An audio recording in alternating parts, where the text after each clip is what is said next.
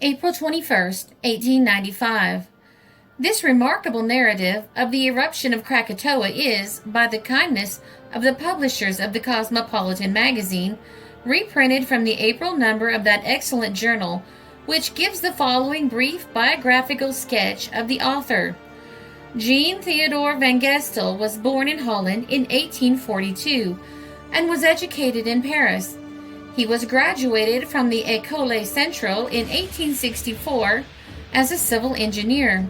He was the first European engineer to go to work on the Suez Canal.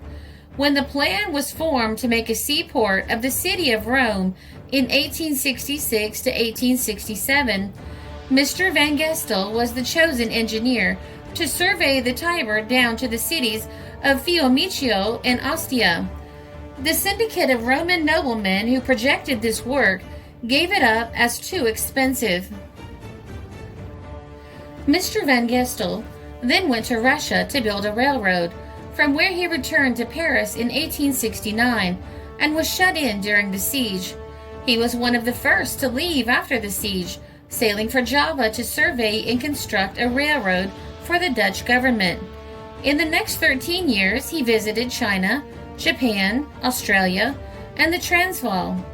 After the eruption in Java, his experiences of which are here told in so thrilling a manner, he returned to Europe and after a short visit to Java once more. He has for 10 years been residing in New York, building electric plants and railroads. His first-hand account starts here. My life has been such that not until now have I had the leisure or the disposition to describe the most terrific disaster known in history of civilized man, of which I was an unwilling witness.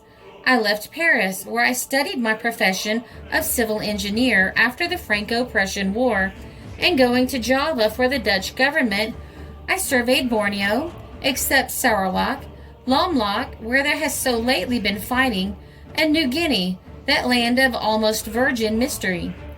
To those familiar with the remote corners of the world, there is food for thought in the statement that I ran a line in 1874 from Fly River at the south end of Papua to Gulvink Bay on the north, the first white man to traverse much of the interior of that great unknown island. The spring of 1883 found me pursuing my profession in Batavia, the chief city of Java. Since I had first seen the island in 1871, I had been back to Europe several times and had traversed a good portion of South Africa. I from time to time familiarized myself with the Java archipelago. As a student of history, I had made myself acquainted with those terrible casualties which are marked by funeral monuments along the progress of mankind. It has come in my way in the past several years to learn much that was distressing about the great storm which drowned hundreds along the coast of Great Britain in November 1893, and about the tremendous explosion of dynamite in the harbor of Santander, by which at the beginning of the same month, hundreds of Spaniards were stricken dead and many thousands were wounded. About 11 o'clock on Sunday morning, the 13th of May, 1893, the trouble began on the island of Java. All Java, Sumatra, and Borneo were convulsed. It was as though war had been declared underground. The surface of the earth rocked, houses rumbled down, and big trees fell out of the earth as if it had ejected their roots. I saw a tree fully 5 feet in diameter crash up in the air and fall supine. This was near the government buildings on Waterloo Plain, where the barracks near the parade ground were severely shaken. The sun shone bright, the morning was still unclouded, and when we telegraphed over to the other islands and learned that their inhabitants were safe, we felt reassured at Batavia. The same phenomenon were in progress throughout the group of islands, but nothing worse than an earthquake was expected, and an earthquake was no rarity in those days in that part of the world, nor as yet.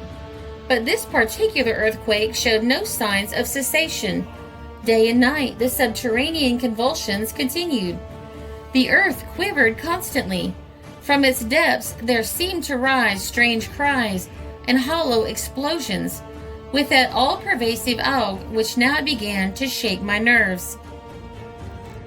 Thursday there came a telegram from the city of Anjer, 90 miles away on the northwest coast of Java, that a volcano had broken out on the island of Krakatoa, about 30 miles west of Anjer in Sunda Strait. The two cone-shaped peaks of Krakatoa were familiar landmarks to all voyagers in those waters. They were clothed with luxurious vegetation and could be seen for miles in any direction.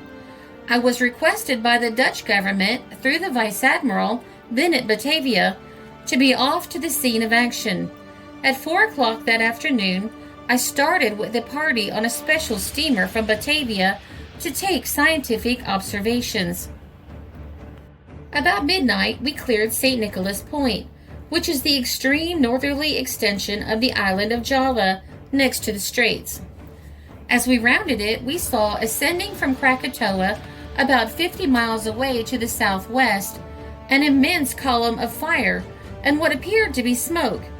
The sky was yet clear for the most part, but we could see no apex to this column, whose composition changed as we watched it, steaming all the while toward the island. First it looked like flame, and then it would appear to be steam, and again take the semblance of a pillar of fire inside of a column of white, fleecy wool. In another instant, these trailing, whirling masses of wool would hang from the Empyrean itself. All the while we heard the sullen, thunderous roar, which had been a fearful feature of the situation since Sunday morning, and was now becoming louder. I have heard from eyewitnesses reports of a sudden flood in the Yangtze Kiang, Alhanyang, in May 1894, by which 1,000 men, women, and children were swept to death out of their boats. The bursting of the dam at Charkurpi in India in the same month dismayed the world with the tidings of hundreds drowned or overwhelmed beneath a landslide. The plague which carried off scores of thousands of Chinese the same spring was reckoned an international peril. But none of those things moved me, for I had been an eyewitness of the most stupendous calamity to the human race since the Deluge, the cataclysm of Krakatoa. I tried to tell the tale, and if there was any other civilized spectator on the spot of those dreadful scenes, I have not yet heard or read his story. Captain Bartlett of the ship Ice King, which sailed through the Straits of Sunda shortly after the upheaval, reported many interesting observations, and a committee appointed by the British Royal Society investigated and made an elaborate report. I saw what I shall describe. The terrifying character of the scene of which we were now in view can be imagined with difficulty.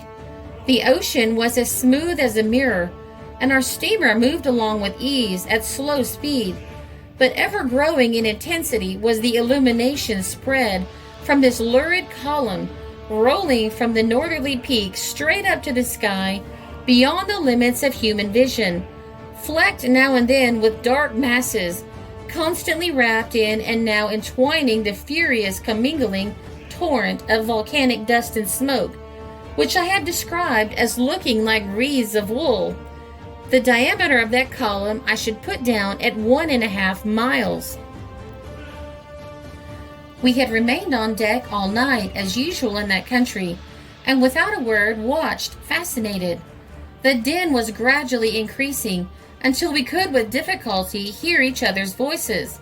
From time to time, immense fragments of incandescent stone would be hurled up from the crater, 300 or 400 feet into the air, when they would burst with a loud explosion. The hours passed quickly and dawn approached. The sun rises in those latitudes at 6 o'clock. As its rays fell on the shores of Krakatoa, we saw them reflected from the surface of what we thought was a river, and we resolved to steam into its mouth if possible, with a view to disembarking. When we had approached to within 3/4 of a mile of that shore, we suddenly discovered that what we supposed was a river was a torrent of molten sulfur. The smell almost overpowered us. We steamed away and made for the other side of the island, turning our bow to the windward. The lower of the two peaks on Krakatoa had a crater or cavity, for there were no real craters there, which as long ago as a century since had been reported in active eruption by a German vessel passing through the straits. It was the higher peak which was now emitting the vast column of flame and pulverized pumice and steam, which seemed likely to burn away the heavens themselves. The fires had already eaten into the edges of this peak, so that it was now the lower of the two. In 1880, there had been earthquakes all along the shores of the straits, but Krakatoa showed no signs of awakening. All the craters in that part of the world were, it is my belief, openings into a common submarine storehouse of volcanic energy. Krakatoa had been quiet until now for 100 years, as far as I could learn. This island, which will live in history with associations as lasting as those of St. Helena or Elba, was 8 or 10 miles long and 4 miles wide. A few fishermen lived on it, and on its mountain slopes remarkably fine rosewood and mahogany trees were found in abundance. Some of them were 8 or 10 feet in diameter, too big to cut. When we landed on the coast opposite to that along which the river of sulfur was discharging, we saw no signs of those inhabitants. The waves were washing the sandy shores. 4 or 5 feet from the waterline rose a straight bank of powdered pumice stone, which was rained down constantly from the clouds that surrounded the column of fire.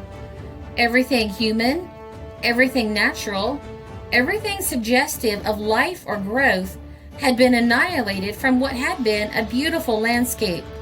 A hidden mass of burning stone and steaming ashes had been deposited over all.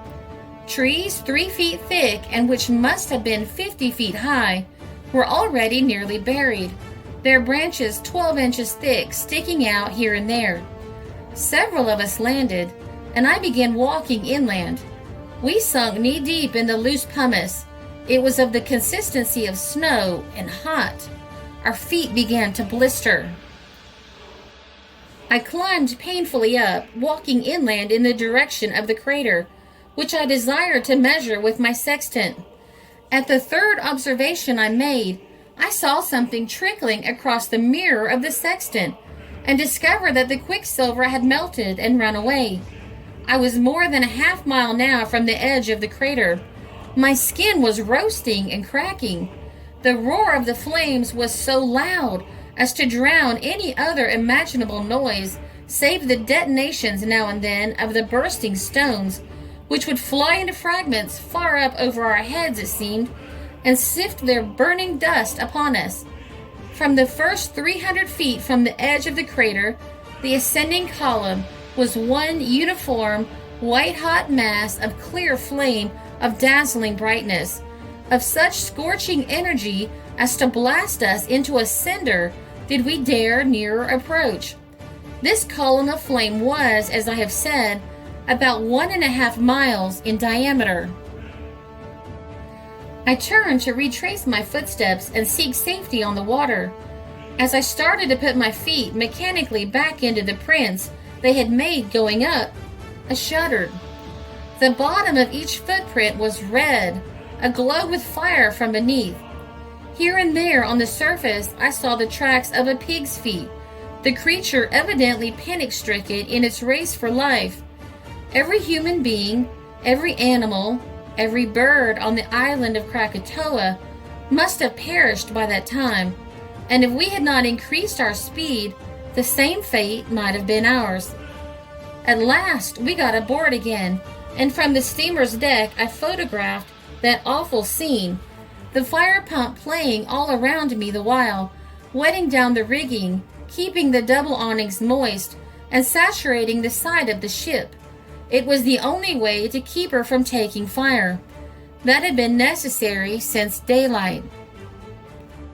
The steamer returned to Batavia, the roar from the great flame sounding continually in our ears, the glare from its fires gradually dimming in the distance.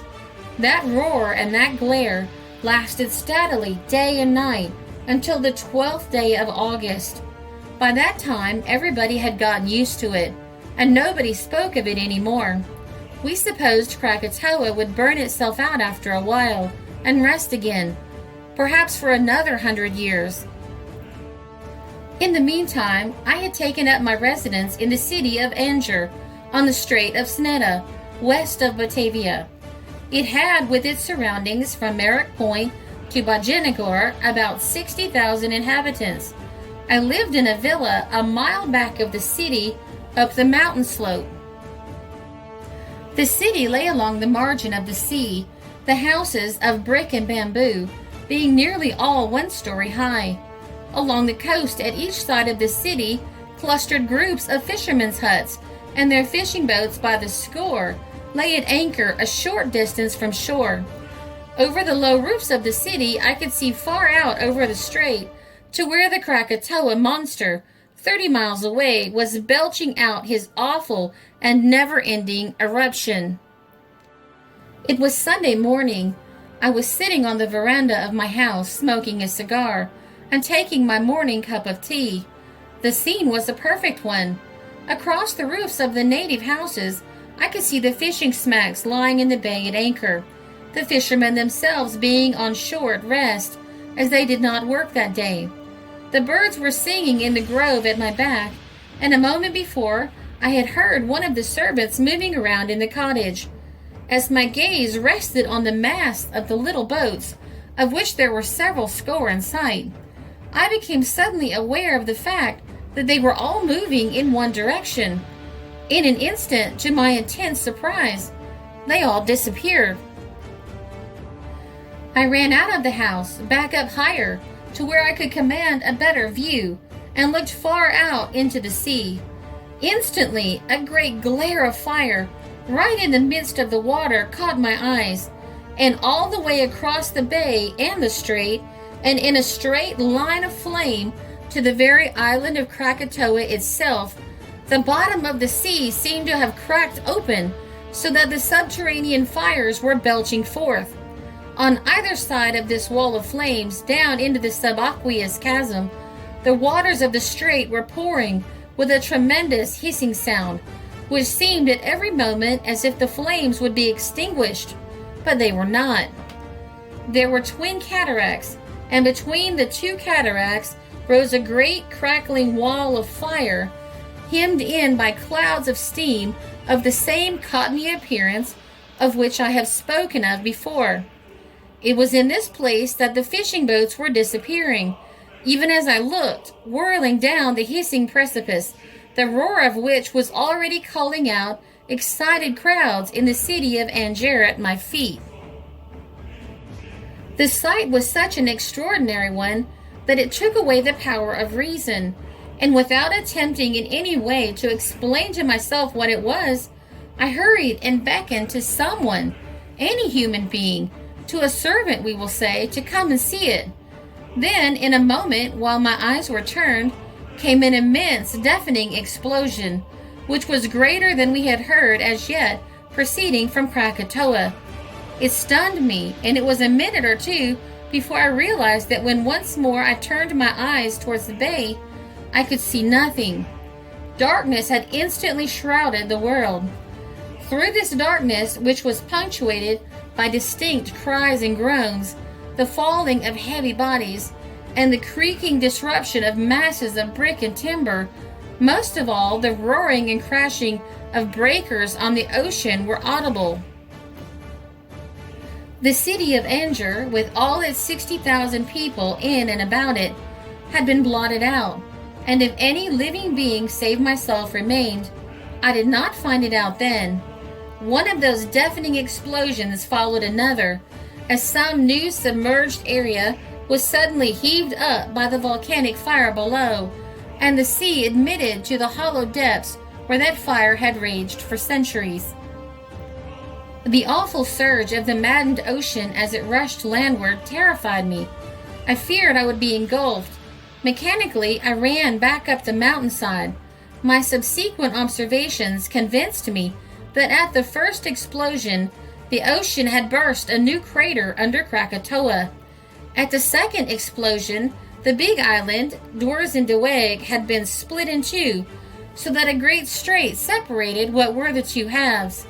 The island of Lagundi, northwest of Krakatoa, disappeared at the same time, and all the west coast of Java, for 15 or 20 miles, was wrenched loose. Many new islands were formed in that throw, which afterward disappeared. A map which I made not long afterward shows the change of the configuration of that part of the world. I walked on inland in a dazed condition, which seemed to last for hours. The high road from Anjer to the city of Serang was white and smooth and easy to follow, and I felt my way along it in the darkness. Soon after I began this singular journey, I met the native postman coming down the mountain towards Anjer with his two-wheeled mail cart. This carrier's vehicle was an iron box on an axle, running on two wheels, pulled by 4 ponies. I told the man what had happened and tried to get him to turn back, but he would not. I reached the city of Serang about 4 or 5 o'clock that afternoon, after having made one stop at a house on the way. This residence loomed up on the side of the road, offering me apparently a welcome refuge. I rushed in, thinking to find a relief from the intense heat under the shelter of its roof, but through the tiles of the flooring, little blue flames were flickering as I entered, and the house itself seemed like a furnace.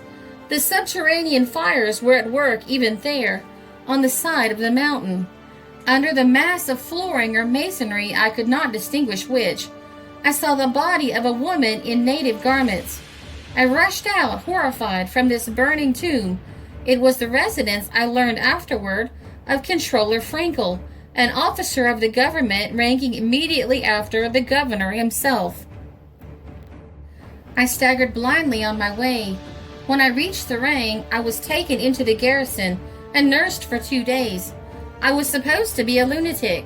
I started up in my sleep a half-dozen times in the first night, uttering cries of terror. I was soothed by drugs and enabled on the 3rd day to go to Batavia. Even then, the extent of the calamity was not known in Serang. At Batavia, I took the steamer for Singapore. On my return, sometime afterward, to the scene of this frightful experience, I learned further particulars of the force of the explosion. On Merak Point, where the government had been blasting rock, were an engine and several boilers used for compressed air. All of these, containing compressed air, had been hurled against the walls of the quarry and absolutely flattened out like sheets of paper. In Lombok, on the southeast coast of Sumatra, a wooden man-of-war belonging to the Dutch government and 2 barks of 200 to 300 tons each, one of them loaded with salt, had been thrown 150 feet up the mountainside into the trees by the tidal wave, which immediately followed after the explosion. For days thereafter, there was a thick coat of white ashes all over the island of Java. The ground was hot and crumbled to the touch. Every leaf and bit of vegetation had been consumed, and every creeping thing and living creature blasted and burned up. 600 miles away, it was necessary to burn lamps all day, and in the cities of Batavia, Samarang, and Sorabia, the carriage lamps were needed out of doors and gas indoors for some time. My investigation showed that there was 100 feet of water where the city of Anjer had been, so short a distance from my villa, and that the coastline was just 1½ miles further inland. It is there that the city of New Anjer has been built, and where all vessels for China, Japan, and Australia report to the regular telegraph station. Part of Prince Island, about 1/3 of it I should say, was obliterated, and the entire northwest coast of Java, including the fishing villages, was gone as far as St. Nicholas Point.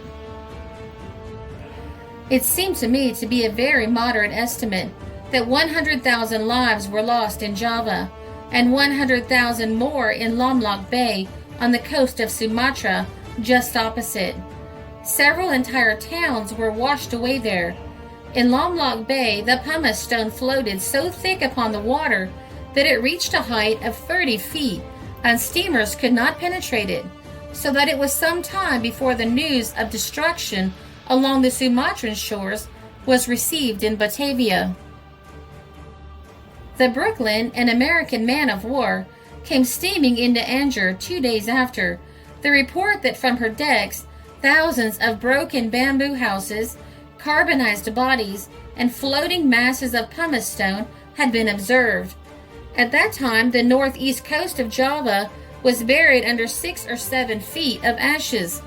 A year later, an immense lump of pumice stone, undoubtedly cast up by this explosion, was found floating in the Mediterranean, covered with barnacles. Pulverized pumice and ashes are known to have been carried many thousands of miles and to have been held in suspension in the atmosphere for years. The atmosphere over the American continent was filled with minute particles which for weeks floated in the air.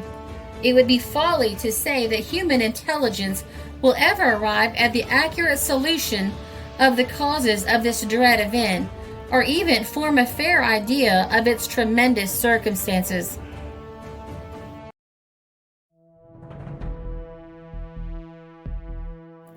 This article appeared in the Herald, April 21st, 1895.